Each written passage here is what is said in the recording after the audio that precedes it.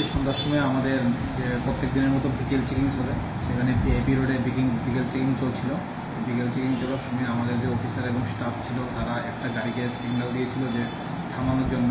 ওই গাড়িটা না থেমে হঠাৎ স্পিড বাড়িয়ে আরও দ্রুত গতিতে চলে আসছিল। তখনই আমাদের অফিসার এবং স্টাফরা ওর পিছিয়ে ধাওয়া করে গাড়িটাকে আটক করে। তারপর গাড়িতে তল্লাশি চালিয়ে গাড়ি থেকে 10 কেজি 400 গ্রাম শুকনো গাঁজা উদ্ধার করা হয়। আর গাড়িতে থাকা ড্রাইভার এবং আরও একজনকে আটক করা হয়েছে। যার বাজার মূল্য কত হবে মানে আপনি তো জানা গেছে, গাঁজার বাজার মূল্য কত হবে প্রায়?